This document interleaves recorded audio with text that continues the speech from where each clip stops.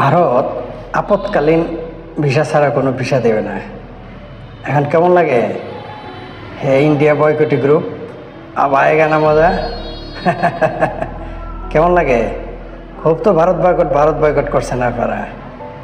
India কেবল খেলা শুরু করছে। কি করছে? সবেমাত্র আপৎকালীন মেডিকেল ভিসা ছাড়া আর কিছুই দেবে না। ওই দিল্লি গিয়ে অফিস করে দালালি করে, ওই ভিসার দালালি করে বাংলাদেশ থেকে লোক নিয়ে ইউরোপ এখন পাঠাবেন না আপনারা। ভারতের ভিসা নিয়ে ভারতের ওইখানে থেকে খেয়ে ওই সব ভারত বিরোধিতা করবেন। এখন মজা হয়েছে না? এখন কিভাবে যাবেন? যে সমস্ত এম্বাসি বাংলাদেশে নাই সেগুলো ভিসা পেতে তো গিয়েছিলেন দিল্লিতে, তাই না?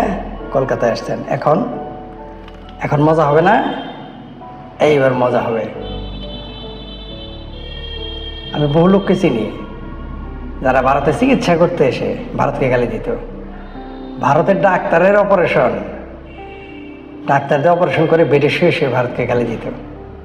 এখন বলবেন টাকাতে চিকিৎসা করতে আসি না, টাকাতে চিকিৎসা করতে ভারতে আসছে কেন? আর কোনো দেশ নেই চোখে থাকো না? সেখানে যাও।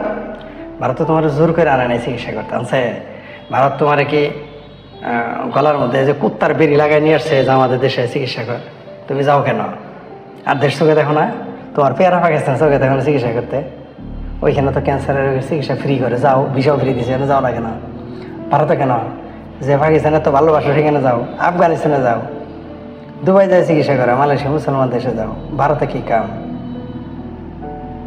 আরও যাও, মুরত থাকলে থাইল্যান্ড সিঙ্গাপুরে যাও চিকিৎসা করো। এখন কেমন লাগে? দিছে না একটু টাইট? সব ভিসা বন্ধ।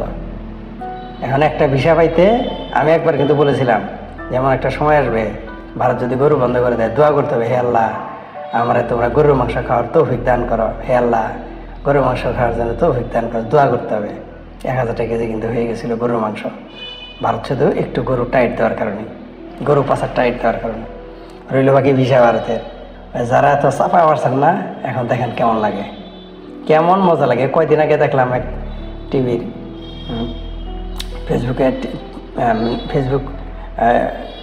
ফেসবুকের নিউজ ফিডে দেখালো তারা বলতেছে আমরা ভারতে যাব, আমরা পর্তুগালের ভিসা নিব, আমরা ফিনল্যান্ডের ভিসা নিব, আমরা অমুক দেশের ভিসা নিব। এখন কেমন লাগে? যাও থাইল্যান্ড সিঙ্গাপুর যাও। আবার এখানে মজা, ভিসা বন্ধ করে দিলে ভারত না খাই মরবে। তা আসো কেন? যে ভারত তোমাদের ভিসা না দিলে না খাই মরবে, আইসো না। এখন তো ভিসা বন্ধ, তো ভারত তো না খাই মরবে, তাই না? ভারতের এক প্রদেশের মানুষ যেগুলো বিয়ার খেয়ে মুতে, যেগুলো মদ খেয়ে মুতে, এক প্রদেশের মানুষ, অতগুলো বাংলাদেশের মানুষ দুধ খায় নাকি? হ্যাঁ, কয় যে ভারতে আমরা না গেলে, আমরা বাংলাদেশে না গেলে ভারত না খাই মরবো। তো ভারতের প্রতিষ্ঠান বানাচ্ছে কি বাংলাদেশিদের জন্য? তোমার কি মনে হয় সোনার স্থানেরা?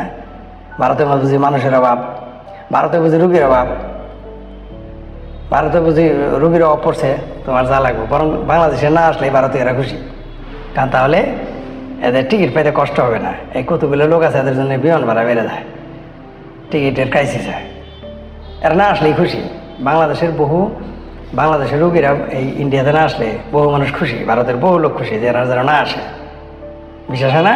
এই যে বন্ধ করে দিছে, আইসো না তোমরা শ্রীলঙ্কা যাও, পাকিস্তান যাও, আফগানিস্তান যাও, থাইল্যান্ড যাও, সিঙ্গাপুর যাও।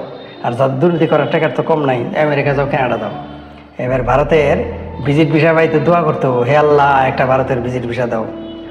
কয়দিন পর দোয়া করলো, হে আল্লাহ একটা মেডিকেল ভিসা দাও। দোয়া করতে হবে, সে সময় এসে গেছে। ভারত একটু একটু করে টাইট দিতেছে, কয়দিন পরে বোঝা যাবে। শুরু তো করেই নাই, শুরু যেদিন করবে না সেদিন বুঝবেন কতদিন। হাউ মেনি পেডিতে হাউ মেনি রাইস। ভারত যেদিন ল্যাং মারবে, এই যে এত ভারতের বিরুদ্ধে সুদূর বুদুর করেন না আপনারা যারা হেফাজতে পাকিস্তানি আছেন, সুদূর বুদুর ছুটে যাবে।